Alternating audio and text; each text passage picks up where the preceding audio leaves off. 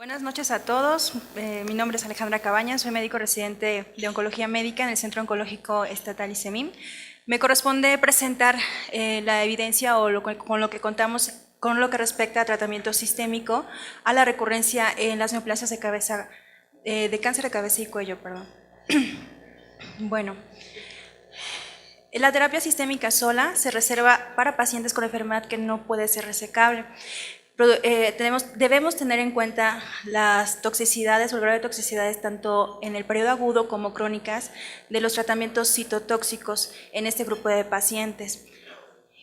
¿Cuál es la eficacia del tratamiento citotóxico a la recurrencia? El beneficio de solo el manejo citotóxico no se mantiene por largo tiempo.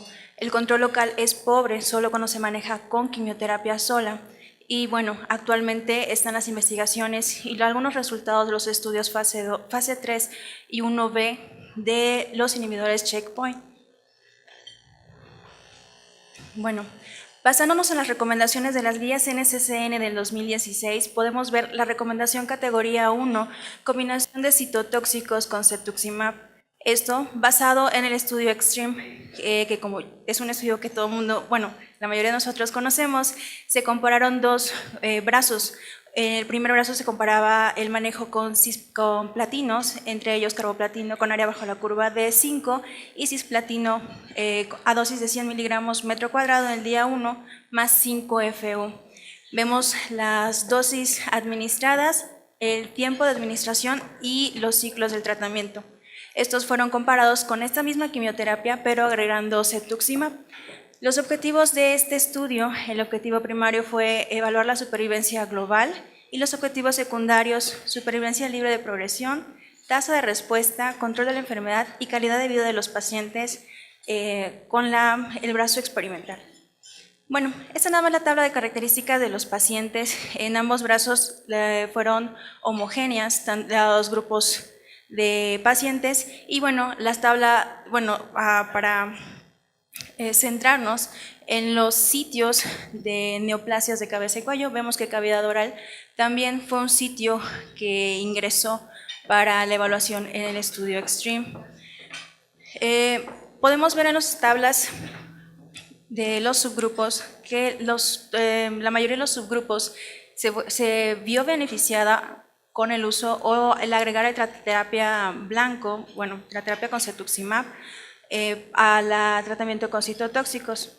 Los subsitios también se vieron beneficiados, y entre ellos también el subsitio de cavidad oral se benefició con el agregar la terapia de cetuximab a la quimioterapia.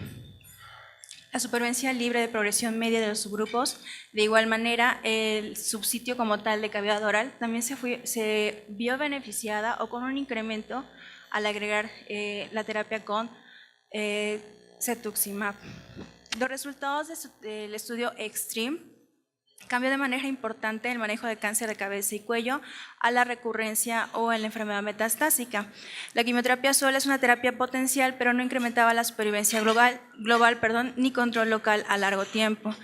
El agregar cetuximab al manejo con citotóxicos incrementa supervivencias globales medias de 10.1 meses comparada con 7.4 meses con la terapia solo con citotóxicos. Sin embargo, tiene un perfil de toxicidad alto. Las toxicidades grado 3 y grado 4 en este estudio fueron del 82% en el brazo experimental, en el brazo con la quimioterapia y cetuximab. Bueno, ¿qué es lo que tenemos actualmente aparte del único estudio en enfermedad recurrente que incrementó la supervivencia global? Tenemos los estudios con los inhibidores del checkpoint. Nada más para recordar, no sé si se puede ver bien en la pantalla, es del lado derecho. Recordemos que una de las vías importantes de inhibición son las vías relacionadas con PD1, que es la proteína de muerte celular programada, y sus ligandos PDL1 y PDL2. Esta vía es una vía de inhibición de la inmunidad mediada por células T. Sin esta vía no tendríamos control sobre la actividad de la inmunidad mediada por células T y se presentaría un daño a los tejidos, un daño muy grande a los tejidos por no tener el control de esta vía de inhibición. Bueno, cuando existen alteraciones entre la actividad de PD1 y PDL1, sus ligandos, las células neoplásicas aprovechan estas alteraciones en su comunicación para un mecanismo de escape inmunológico, lo cual produce un incremento en las células neoplásicas o un crecimiento en las células neoplásicas. Tomando en consideración esta vía de inhibición que ayuda a la modulación de la actividad de la inmunidad mediada por células T, se han investigado los inhibidores de esta vía. Bueno, nada más para recordar. Las células tumorales presentan una sobreexpresión de PDL1. Estas, al entrar en contacto con el PD1, que es la proteína que expresan las células T, alteran la vía de inhibición de estas células, inactivando toda la cascada de mediadores de las células T. De esta manera se aprovechan las células tumorales para su crecimiento. Estos son los principales inhibidores checkpoint que se están estudiando. Entre ellos tenemos pembrolizumab y nivolumab como los medicamentos principales. El primer estudio que da sustento para el uso de estos inhibidores en las neoplasias de cabeza y cuello es el estudio KEYNOTE-012. Ese es un estudio fase 1B en el que se evalúa la eficacia y seguridad de pembrolizumab en los pacientes con neoplasias de cabeza y cuello que presentaban una expresión o eran PDL1 positivo. Bueno, el medicamento se administró a 10 miligramos kilo intravenoso cada 2 semanas y bueno, este año se presentaron los resultados de la segunda cohorte, los cuales dan unas tasas de respuesta de control de la enfermedad en un 18%. Los resultados también que se presentaron en ASCO del 2016 fueron resultados a más de 16 meses de seguimiento desde del último enrolamiento del paciente. La mediana de respuesta hasta ese momento es de 2 meses, con un rango de 2 a 17 meses con el medicamento, y la duración de la respuesta hasta el momento no ha sido alcanzada. Estas son las características de los pacientes. Hay que tomar en consideración que tomaron muestras para virus de papiloma humano. Tuvieron 37 pacientes con la prueba negativa, de los cuales 22 fueron PDL1 positivo. Bueno, el perfil de toxicidad del medicamento fue bien tolerado. Solo 6% de la población discontinuó el tratamiento y no se reportaron muertes relacionadas con el medicamento. Los resultados a 16 meses ya expuestos, la duración de respuesta media no se ha alcanzado. 65% de los pacientes respondedores mantienen la respuesta con el medicamento y 85% de las respuestas fueron a más de 6 meses y 71% de las respuestas a más de 12 meses. Bueno, entonces, las conclusiones del KEYNOTE-012 es un medicamento que incrementa la supervivencia. La supervivencia global a 6 meses es el 85% en ese grupo de población y la supervivencia global a 12 meses es de 38%.